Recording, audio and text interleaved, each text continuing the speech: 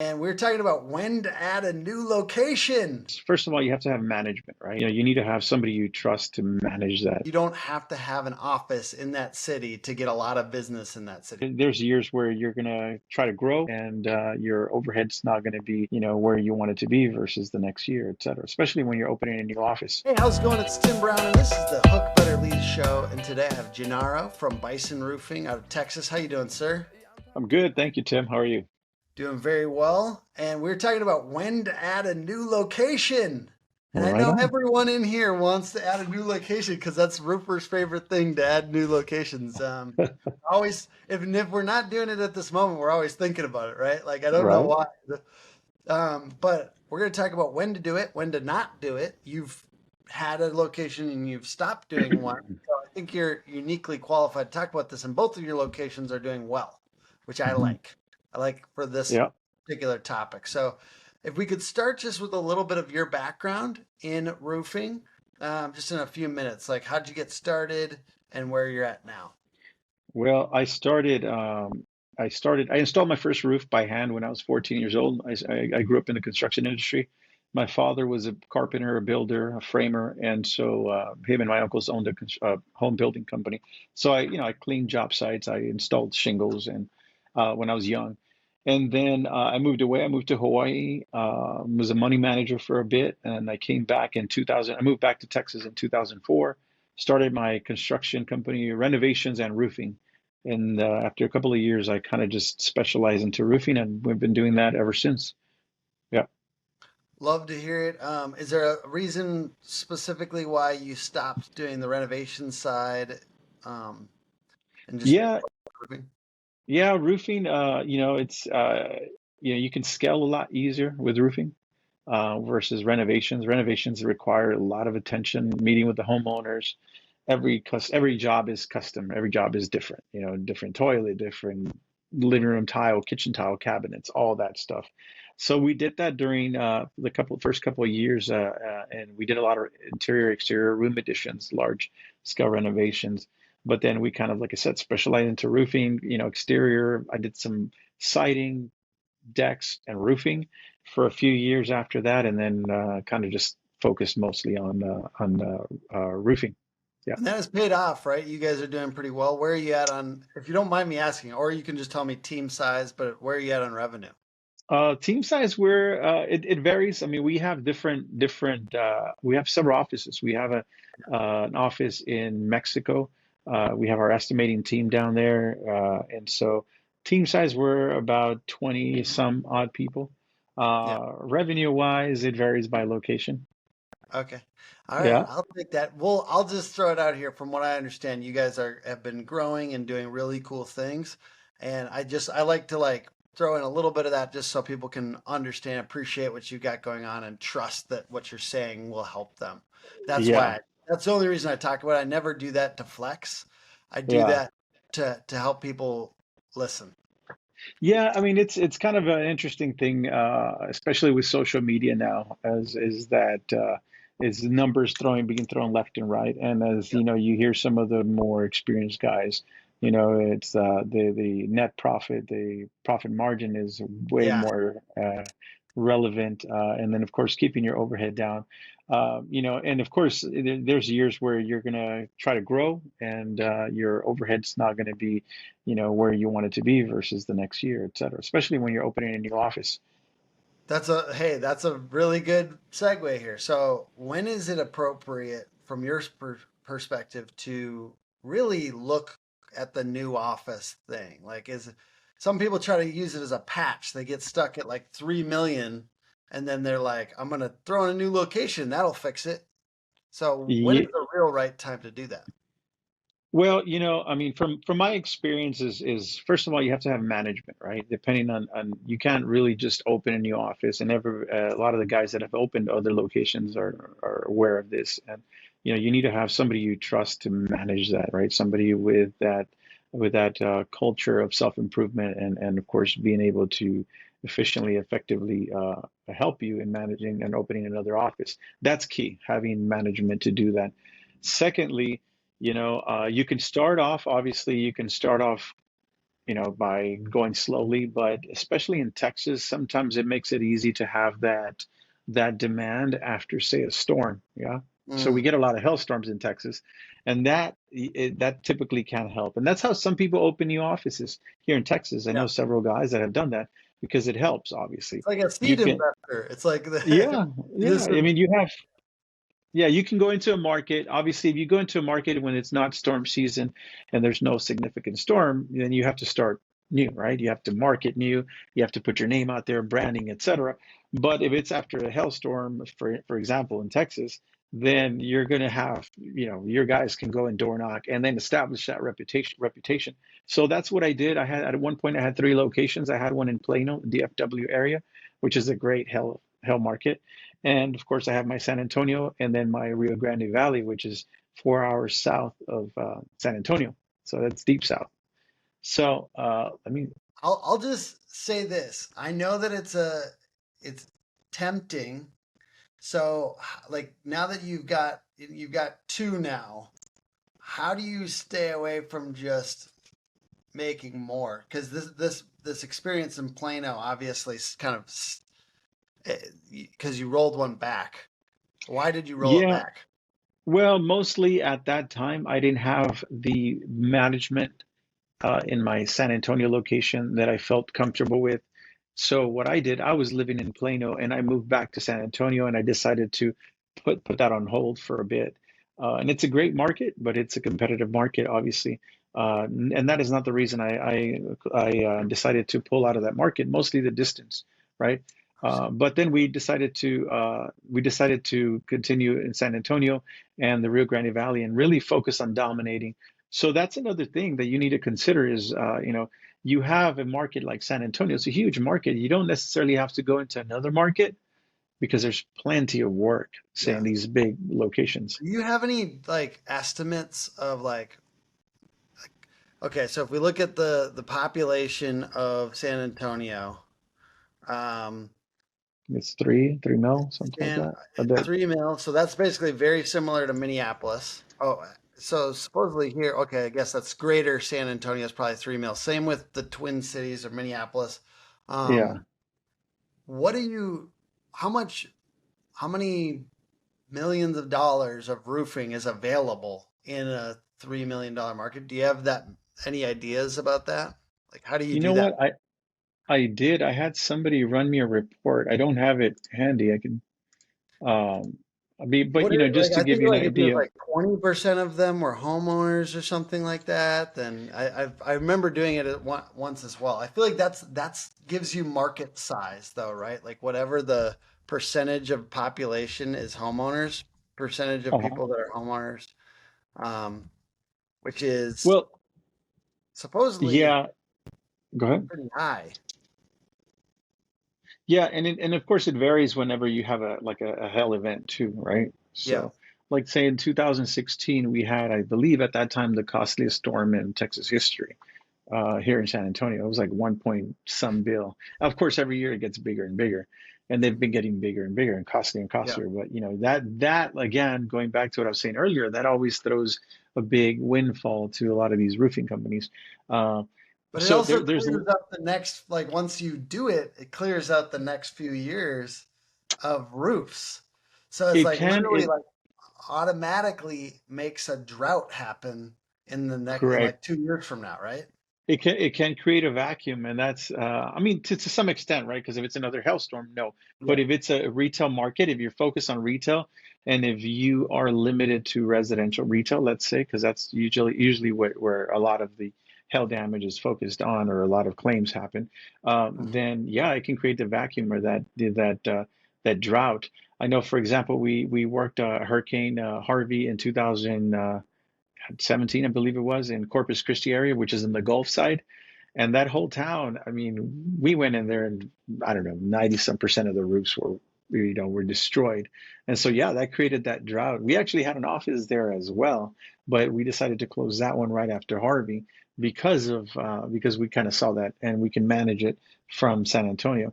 But yeah, that was a big event. But Everybody you are gets a doing roof. work in those other cities. You're just not, you don't have a location there. Correct. Yeah, we serve Austin. Houston, San Antonio, the Rio Grande Valley, and the Corpus Christi area. So it's a So pretty that's just a large. good note, right? Is like you don't have to have an office in that city to get a lot of business in that city. Do you have a Google business profile in those cities?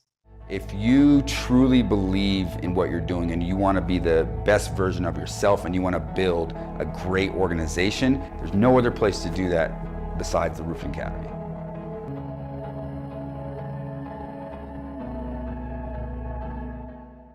I do in Houston and Austin. So I Gotcha. do have a Google business profile. Nothing, Just kind nothing of major know, like, really. yeah. Nothing major, really. I mean, we don't really necessarily get leads from those Google My Business, not a whole lot.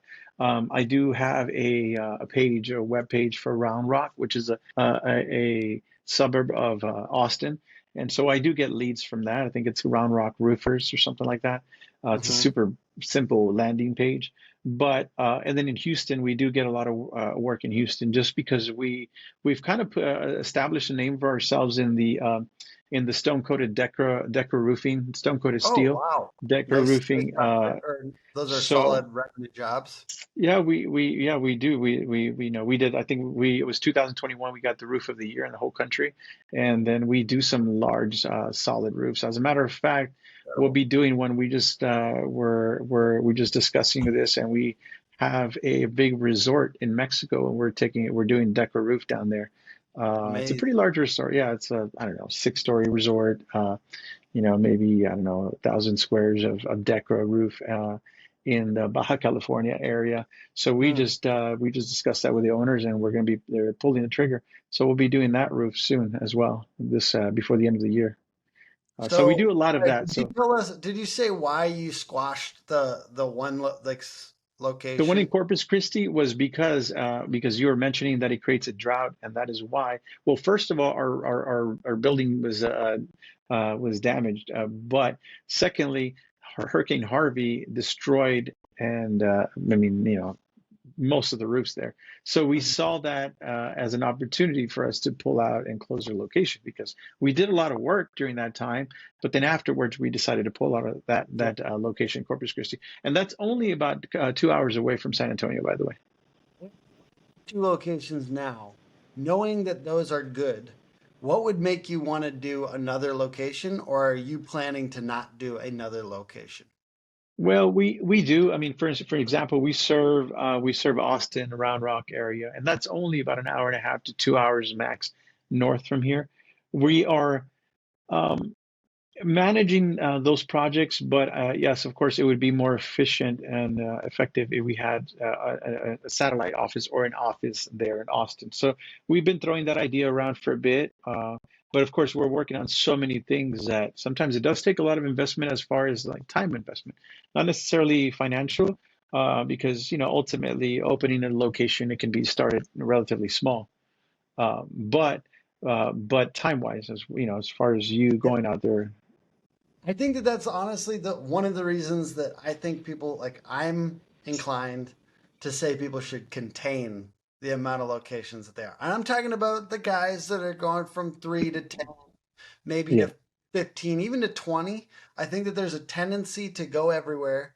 I think like Mhm. I like what you're doing where you've got like a Google business profile. Like you originally had locations in places. Have you ever done like the PO box business profile or anything like that or like a I did address? initially. Yeah, I did Yeah. initially when I was in Plano and Dallas, Yeah. DFW area. I did that for maybe a month, and then I decided not to, just Yeah. open an I'm office. just saying like I think that like location landing pages, business profile, like that's a different thing than what I'm talking about. When you add these whole additional offices and just really focus, like you're talking about Correct. time, money, you're talking about splitting effort and like Yeah. I think about SEO, right? Like if you Yeah. do a whole new website, Correct. you're splitting the effort now on two websites or Yeah. three websites, unless you are really good at this. Like, let's say you were really good at SEO or you had somebody on your team that was like their thing, Yeah. then it's hard to pay an outside agency to go and do this and like do it for three things. But even if you have somebody internally, it's hard to do it for three locations. It's like, but I like one domain with more locations. That's why we push people towards one domain with more locations, just so you Yeah, have it kind of condensed. And I feel like it's the same thing a little bit with the effort of managing real locations. Like if you have real locations, because you're yeah. starting to split effort. I know that there's situations where it's appropriate. What would you say, like revenue wise, from your point of view, like makes sense to have multiple locations? If you were advising somebody that you cared about, when like where is like a real revenue number? Is that like a 20 million plus thing? No, I mean realistically, revenue wouldn't really dictate that. Okay. I think, but realistically, I would say once you're, clear above four, 4 mil, I think that Okay. would be an ideal time to kind of jump or be able to sustain that really, because ultimately it does take some investment, right? So Yeah. you need some financial investment to open an office depending on to what degree, right? If you're going to go in there, guns blazing, then yeah, you need to throw in some money, right? You want to Yeah. throw in the vehicles, have an adequate management in place, and then of course How the much office location. when you're saying adequate management, what is a real range for like a person who actually be able to manage a location? Like what kind of revenue or like what kind of salary are most roofing companies going to have to pay to get somebody to actually manage a new location? You know what? And then there's a huge range there. I mean, really, and you've seen online, everybody. Yeah. I mean, even the pay scales between sales reps are all over the place. Yeah. You still have guys that are doing a 10, 50, 50, or that Yeah. kind of profit split. You're switching into more sustainable rates now, like, salary plus bonuses, salary plus some sort of bonus slash commission.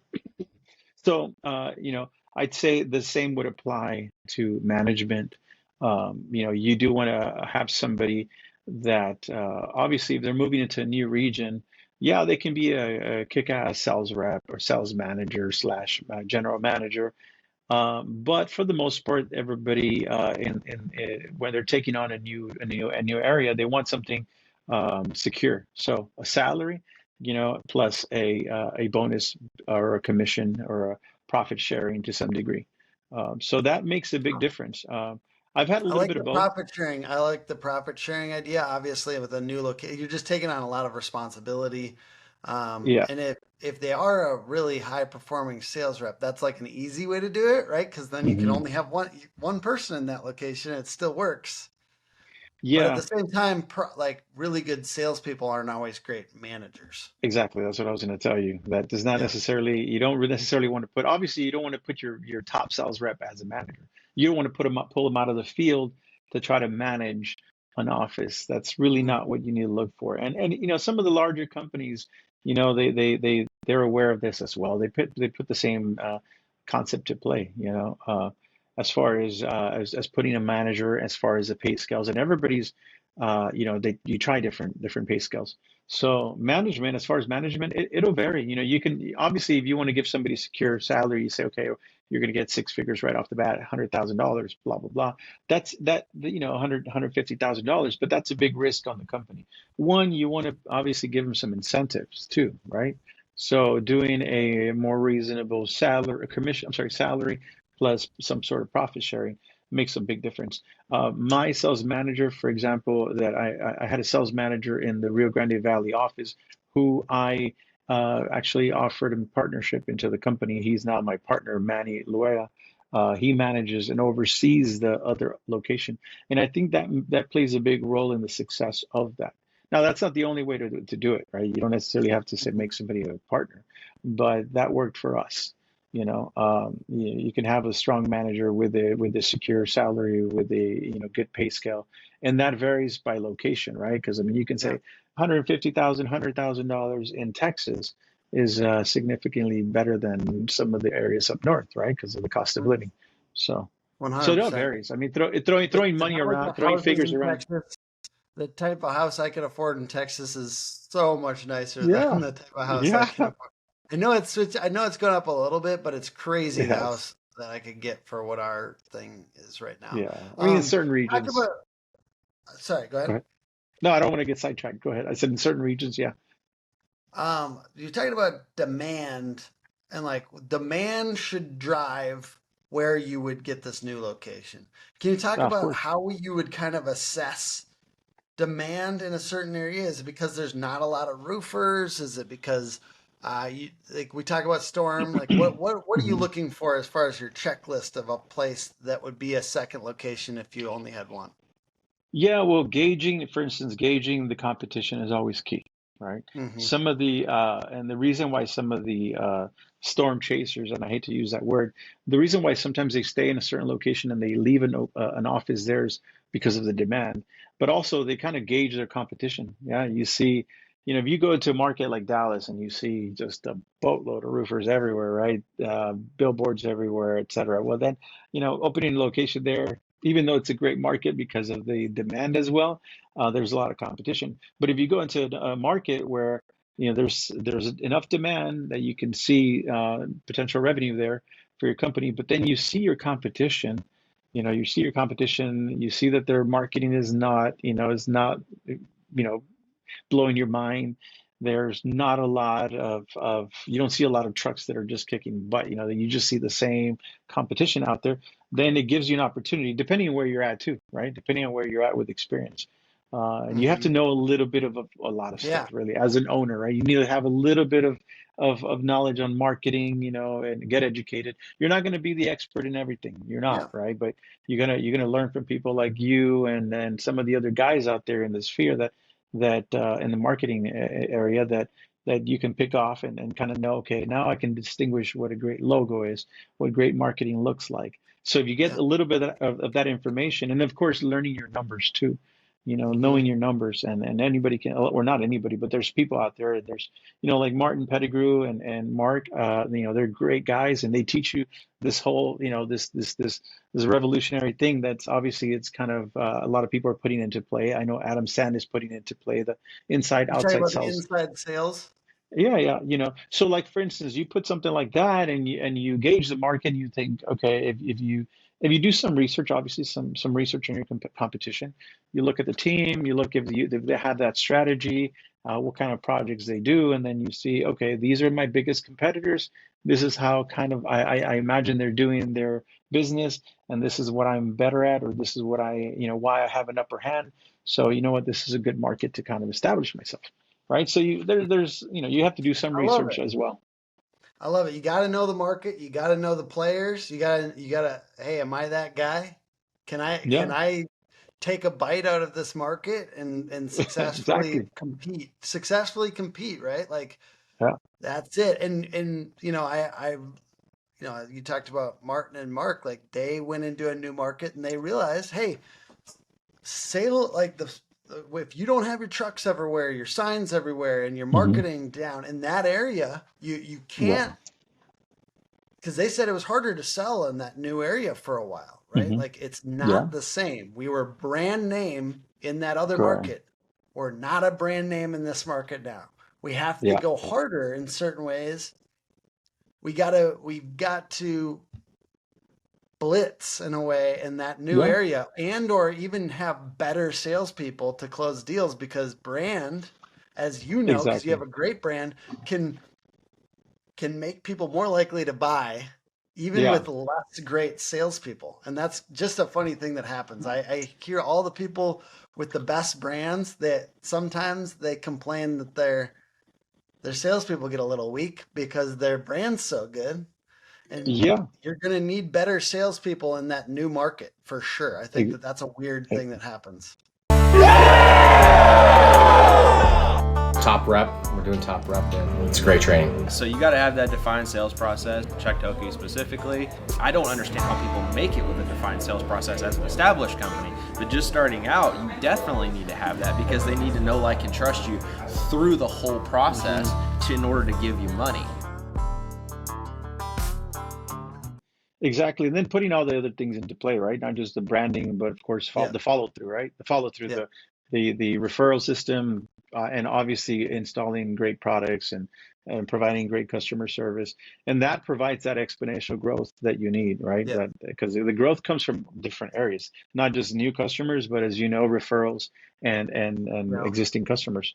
So that creates that exponential growth that it takes a little bit of time, but then once you get that momentum, it just keeps growing. I think, for instance, Monarch, I think they have what, 3 or 4 locations. So, Mhm. I'm sure they're familiar with that.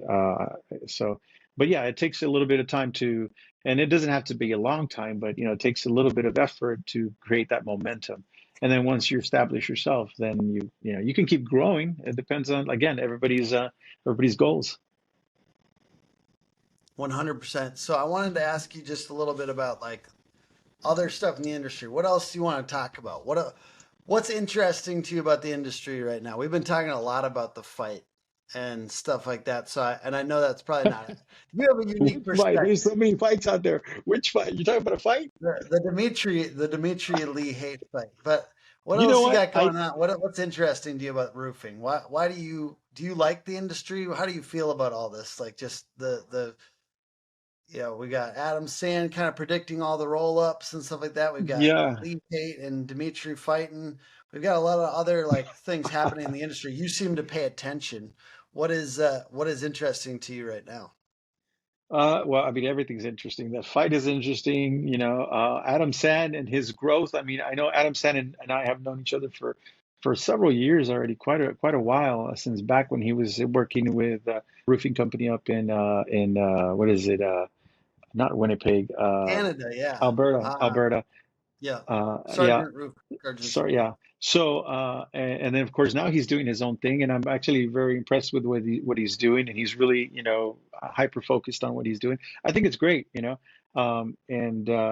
so that's interesting. I like to see So I that, guess that really going into what Adam's talking always about these roll ups, how do you see that coming in the next? Like, do you think? Because sometimes I think he's predicted like 3 years, and we're gonna have a lot of consolidation in the space. How fast do you? Because we talked about this before we jumped on the podcast, but you believe this is definitely going to happen. There's going to be significant consolidation in the space. How fast would you guess? Give me, I know you kind of dodged my numbers questions a little bit, but give me a prediction for fun on how fast you think that consolidation will take us serious.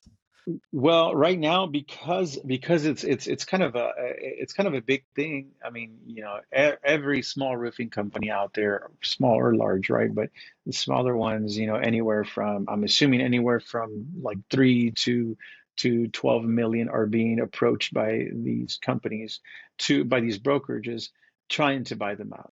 And they're just blitzing every single guy out there with a 2 million, like I said, to $12 million company, probably closer to like 8 million. They've been approached, right? Everybody, they're just contacting everybody. So it's inevitable. A lot of guys are going to sell, and you can see, it happens here every quarter. Maybe a new company here and there gets bought or sold, and so it's inevitable that there's going to be a growth in that way. Uh, but yeah, I mean, ultimately, like I was telling you before the podcast, it's like Walmart and Amazon took all the products, right? I mean, they dominated the product.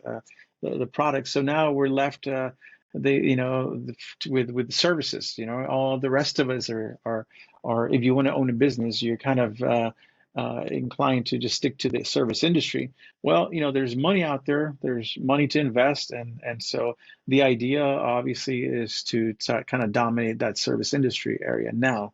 Now that Amazon and Walmart have dominated the product industry, or the product industry, yes. So HVAC, roofing, so I think it's Yeah. inevitable. I think I'm in line. I think it's in line with what Adam is saying. I think eventually, sure, there's going to be little pockets that will allow mom and pop roofing companies, or small roofing companies, but in the large areas, San Antonio, Dallas, Chicago, etc. I mean, I think it is going to be somewhere where these big conglomerates You are going got to like dominate. five bad boys just competing just head to head, and they kind of what would I think like for a homeowner, why would that happen is because you're not offering good enough service as a mom and pop. Or what do You you know why what? do you think why would you say that that would actually happen if it boils down to Well, 5 or 10 big players in San Antonio? Why would that happen? Well, I mean, yeah, because I mean, obviously, if you have a small business, no matter how awesome you want to be, your time is finite, right? You can't wear all the hats, right? You can't wear all the hats. But when you have a conglomerate and they have a solid marketing director and they have a solid production and they are just improving, continuously improving, and you have all these different companies and they can brainstorm and continue to grow. And what I mean by grow is not just necessarily grow, but grow in their service, and the way they provide their service and their marketing. Then obviously, mom and pop or small roofing companies are not going to be able to compete with them. That's inevitable. Yeah. You have to really be an outlier to be able to compete with them. But I mean, they're going to have the resources, they're going to have the expertise. So I mean, I think that's inevitable, really. So it's not necessarily that you're not providing a good service. It's just that they're doing marketing better. I mean, they have bigger purchasing power, you know, and that makes a big difference. That's what played a role in, say, Walmart and Amazon too, is these big conglomerates have a bigger purchasing power. They can buy, their logoed synthetic underlayment. They can buy their shingles at a significant discount. They can buy all these things. So that plays a huge role, I obviously. think You're one of competing. the problem for me is that I just want to do work for companies like yours. You know what I Well, mean? you Like have time. I know, but I just imagine even if it's 10 years before all that rolled up, like I want this company to be longer than 10 years, and I just want to I want to keep serving companies like yours. And Yeah. if you sell to one of these big boys, then I'm gonna have to talk to some corporate guy, not Genaro. I want to talk to Genaro. Yeah, well, you were asking me about my opinion on timeline. I mean, I think a decade will fly. I mean, Yep, we're going on a 20th year in business, and so, and crazy. I feel like, every year it's just like I have new things to do. I feel like I'm new, right? Every year I'm like, okay, I'm growing, but I have more goals in mind. So my point is that I think 10 years is to say that it's going to happen within 10 years. It's going to gradually happen, but I don't think in 10 years we're going to be in a position where it's like, okay, it's only five big roofing companies all over the country now. Yeah. I think it'll take more closer to 20 years, 15 to 20 Okay. years for that to be Perfect. prominent, by the way. Yeah, because then So I can create just your sell exit my company in strategy. 15 Yeah, years. exactly. To a big conglomerate. So Yeah. create an exit strategy for yourself Yeah. and then but yeah, no, I think I it's just like 15 to roofing 20. too. I don't really want to like I like roofing and home services, and I don't want to have to do a new niche. Can you imagine like hook agencies like chaotic good in law firms? No, it's not. I don't want to serve dentists. I just I Yeah, like yeah, roofing. I don't know. Yeah, I think the law firm thing is probably something that is not as easy Roll up. to roll up. Yeah, Okay, because well I lawyers guess come with their egos. we got to get So that's that. your Yeah, next move. yeah. Okay, so just 15, 17 years, and then I'll switch. I'll go to law firm. I'd say, yeah. I Maybe I'll mean, be a time professional. flies. Maybe I'll come off more professional by then. Yeah, maybe you'll keep I'll that wear a mullet suit. though. Keep the mullet though. The mullet for 17 years is all mullet. Yeah, Well, I'm thinking Gennaro, hey about it. man, I really. Oh, you're thinking about it too? No. Oh My my God, stylist actually suggested. I said, nah, you no. would I turned look four. good with the mullet, bro. Bruh, I Like turned what we're 40. I talking turned. about here, and that haircut's a little out of date, but with a little bit more something in the back, Yeah. Well, I modern. have a little bit of hat hair right now, by the way. I was wearing a cap, so. But Okay, yeah, well you can blame it on that, but I think it's the lack of mullet that we're missing here. yeah, maybe. No, I turned 40 last year, turning 41 in a couple of weeks, and I don't know if I can pull a mullet. I I don't know if I think can you pull a could. mullet. Yeah, I think you could, sir. Are you All gonna be right. at the roofing process conference? If so, I will be. Yeah, maybe. I will be at the roofing process conference. I'm super excited about it, and Yeah, I think I'll probably still have the mullet at that point. When is the roofing process conference? I think it's in October. Oh, okay. October, I think it is. Yeah, I'll probably I'll have the mullet. Maybe I'll do a quick mullet for that conference for you.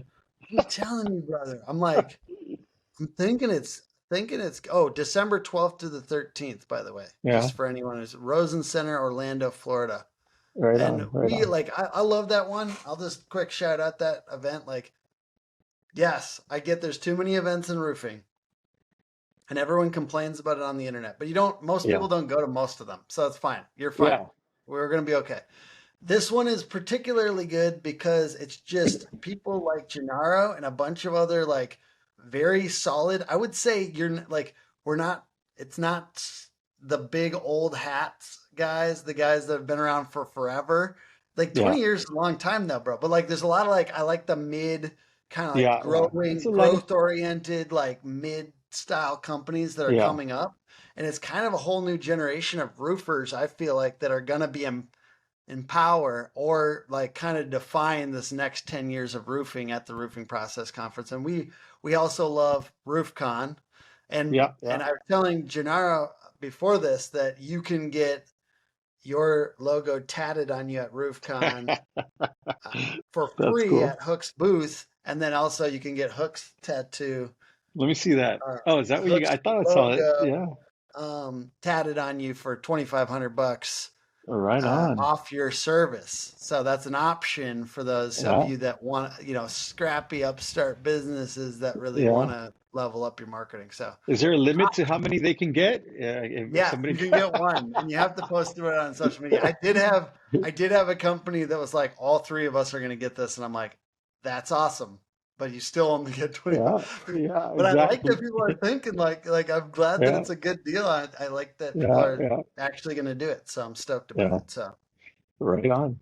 all right, where can people check you out and contact you, brother? Oh, you know what?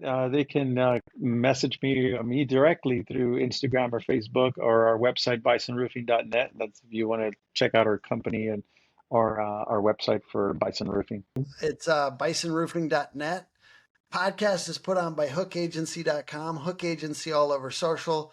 And yeah, man, I appreciate the back and forth here. Thank you for spending the time with us today. Right on. Sounds good, Tim. I'll see you. Chat with you later.